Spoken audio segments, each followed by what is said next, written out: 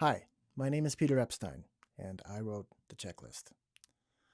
I've played quite a lot, and I've been teaching at the university level for more than 25 years. My overall teaching philosophy more or less boils down to a couple of things.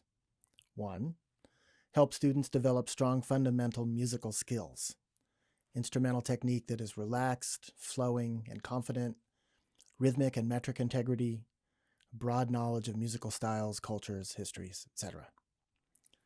Two, expose them to frequent and varied musical examples, approaches, and concepts to build a broad and well-informed musical vocabulary. At that point, sit back, let them figure out where they want to go utilizing the tools they've developed.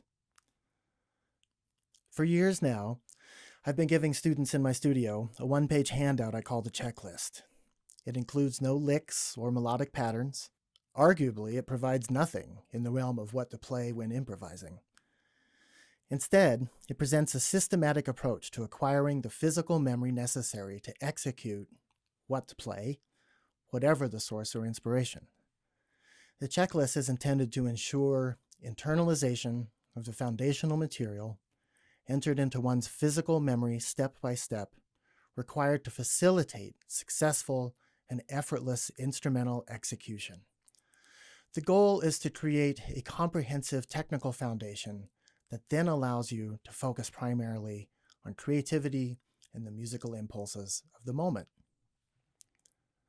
Think of it as a requirement rather than an elective. There are countless things that you can and must do electively to become a complete musician, but there are some things that are simply required, that need to happen all along the way, regardless of and in parallel with all of the electives, all of the other stuff. And while your mind and heart are figuring out what kind of creative artist you want to be, make sure that every single day you do the thoughtful, careful, meditative, technical work that needs to be done so you are fully ready when inspiration hits you. The checklist is an excellent way to keep yourself on track. The truth is, there are no shortcuts. There are no shortcuts other than learning to practice productively and efficiently. And there is a lot of work to do on multiple fronts. So prepare yourself. So when you're hanging out, listening to music with your friends, or have that once in a lifetime singular concert experience that just changes everything, your conception of music can change in an instant, before and after. For me, it was Ronald Shannon Jackson and the Decoding Society in Portland, Oregon in 1985. I'll never forget it. From one moment to the next, you can experience these revelations that cause you to grow in leaps and bounds conceptually and aesthetically. But if you can't execute what you hear or think, none of that matters very much until you can. So if you're working on something and you ask yourself, have I practiced this enough? The answer is probably no.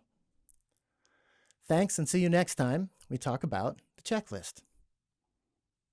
Subscribe and check back often for upcoming videos on the checklist, ideas about practicing in general, cool insider rhythmic metric modulation tricks to apply to checklist material, demonstration of the single pulse metronome strategy, and a lot more.